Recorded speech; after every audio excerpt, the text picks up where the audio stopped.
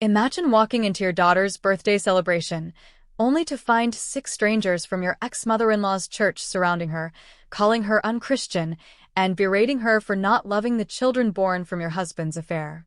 That's exactly what happened to me. But here's the twist. What started as a smear campaign against my daughters and me ended with my ex-in-laws being publicly disgraced, shunned, and forced out of the very church they once controlled. More personal, leaning into audience's emotions. If you've ever dreamed of serving justice to toxic family members who thought they could trample all over you, smash that like button right now. Subscribe for more stories where karma comes full circle, and buckle up, because this is one of the most satisfying revenge stories you'll hear today.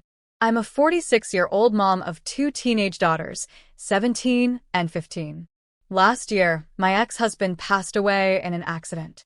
On the surface, people saw a tragic story, a grieving widow, two daughters without a father. But behind closed doors, it was chaos. See, my husband wasn't faithful. He had an affair that left behind two sons, and when both he and his mistress died, the drama didn't end. His parents, my ex-in-laws, decided it was their mission to take control of my daughters' lives. They wanted custody. They wanted to move in with us. They wanted to rewrite history and pretend their son was some kind of saint. My daughters, though, they knew the truth.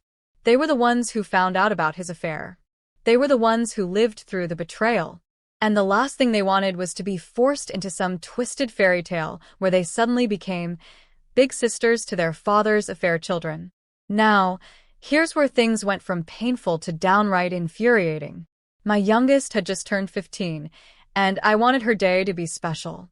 We went to the local weekend market, one of those wholesome places with fresh fruit, eggs, chocolates, handmade sweets. I gave her some money and told her, "Go spoil yourself. Get whatever you want." An hour later, I get a phone call. My daughter is crying, her voice shaking. She tells me some women have cornered her. My heart nearly stopped. I ran through that market with my oldest daughter, and when we found her, my blood boiled. 6 older church women had her surrounded, wagging their fingers in her face. They called her unchristian for refusing to spend time with her grandparents. They accused her of being selfish for not wanting to play big sister to her father's affair kids. My daughters have trauma from all this. They're in therapy trying to heal, and here were strangers tearing those wounds open for everyone to see. Tone drops lower, more intense. I shove myself between them and my daughter.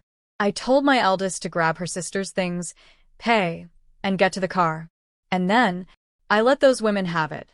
I told them they had no right, to harass my child in public.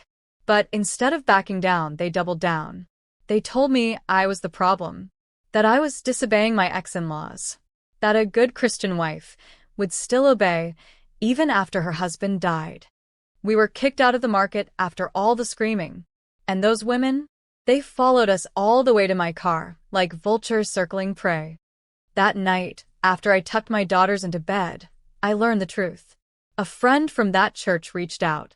He apologized for what happened, then told me what was really going on. My ex-mother-in-law had posted this massive sob story on the church's Facebook page. According to her, I had abandoned her and her husband, leaving them penniless and homeless. She painted me as a monster who refused to honor the surrogate children. Yes, she claimed my husband's mistress was a surrogate for me, because apparently I was unable to have more kids. And she said I rejected the boys because they were male. And people believed it. The more extreme members of the church rallied behind her. They were offering her sympathy, prayers, even money. Meanwhile, my daughters and I were being painted as villains. But here's where my ex-mother-in-law made her fatal mistake. This church might overlook a lot of things, but cheating? Infidelity. That's their ultimate sin. And I had receipts.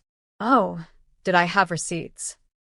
I was mid-divorce when my ex died, which meant I had a treasure chest of evidence, photos of him with his mistress in our living room, text messages, emails, even notes from his parents supporting his affair.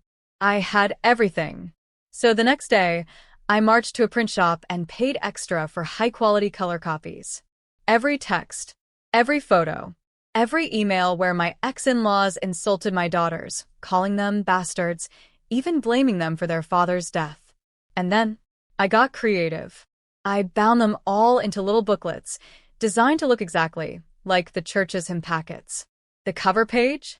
A photo of my ex and his mistress kissing under the title, John and Jane's Love Story. On Sunday morning, before service began, I slipped them onto the back desk where the church keeps spare hymn books. No one checks them. And then, I waited. The gossip spread like wildfire. By the end of the day, the Facebook group was on fire. People were furious, not just at my ex, but at my ex-in-laws, too. The very people who claimed to be paragons of morality were exposed for supporting lies, harassing children, and enabling a cheater. The names my ex and his mistress got called? Even the pastor had to step in to keep things PG.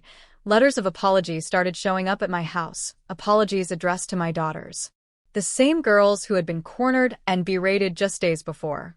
And my ex-in-laws? They couldn't show their faces at church again. They were shamed, shunned, and eventually forced to leave altogether. Their legacy? Destroyed. Their reputation? Gone. So, what's the lesson here? If you build your lies on a rotten foundation, eventually the truth will come crashing down. My ex-in-laws thought they could weaponize their church against me and my daughters. Instead, their own hypocrisy became their downfall. Sometimes karma just needs a little push. If this story gave you chills, hit that like button and share it with someone who loves seeing toxic people get what they deserve.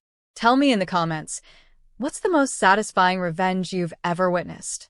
And don't forget to subscribe because I've got plenty more stories where this came from.